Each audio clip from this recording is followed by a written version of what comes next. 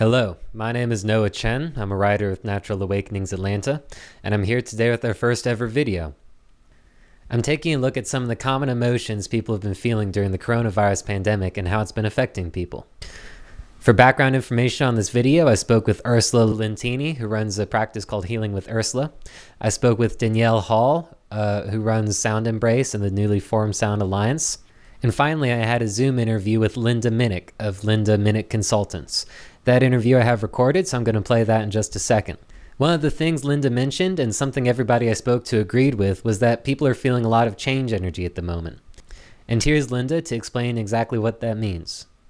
You know, it's my whole coaching in Psyche is about moving forward and changing the life you have. So people always come to me with something they want to change. Sure. But what the energy that I'm finding now is really kind of different. It's more like people are waking up to the fact that they really are not happy with where they are and what they're doing, and that in this energy that they're spurred more. I mean, there seems to be more of a desire than before. A lot of my clients before, it's like, oh, I kind of know this is not where I want to be.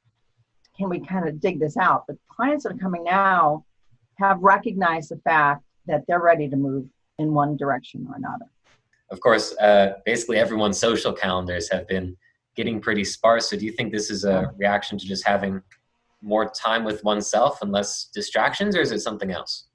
Well, I think that's a good part of it. I mean, when you take away all of the to-dos that you normally have to do in a day, I mean, you know, the baseball games for the kids, the school meetings, or going to work or church or whatever, you have a lot more time in your hands. And you finally get a chance to sit down and take a look at what your own life is. And so there is some of that.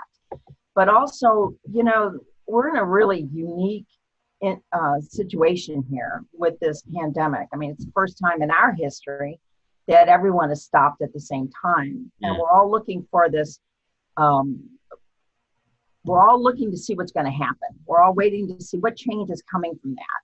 And if you believe in a collective consciousness, which I do, with everybody around the world, actually, with so many people around the world saying what's going to change and, you know, what's going to happen from here. That's the type of energy that's out there. And so I think that even supports those who are thinking about change to begin with, because it's in the collective energy field, this change, this we need to move forward type of thing. So I think that really has been a catalyst for a lot of people who are looking to do something different or be something different. Sure. Awesome. Thank you. I was going to ask if you have any tips for people at home who are struggling with this frustration or this loss of control, or even just boredom or, you know, anxiety for being cooped up for so long. Well, the one thing I want to say is recognize this is going to end at some point. I mean, this is not what our life's going to be. We're not all going to be living like this for the rest of our lives. But the second thing I want to suggest to people is don't give your power over to this. Don't sink into losing control, thought control. I know it's challenging, especially for a lot of people, you know, that are out of work or are seeing different things, or are sick or whatever. But if you can find the good things in your life, make sure that you recognize that you have good things in your life and try and raise your vibration. Thank you, Linda. I reached out to the other women as well to see if they had any advice for people who are struggling at the moment. Danielle Hall said to try and focus on what you can do and not what you can't do. This should help alleviate any anxiety you may be feeling and sort of keep your mind in the present. Ursula Lentini said to pick up a journal and start writing, and just journal about yourself and what you're feeling.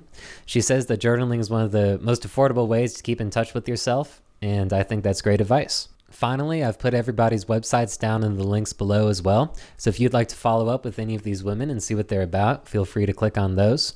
I know Ursula has been giving some free talks on Facebook as well, so I included her Facebook page if you'd like to check out those. Alright, I think that's everything for today's video. I just want to say thanks for watching, and I'll see y'all in the next one.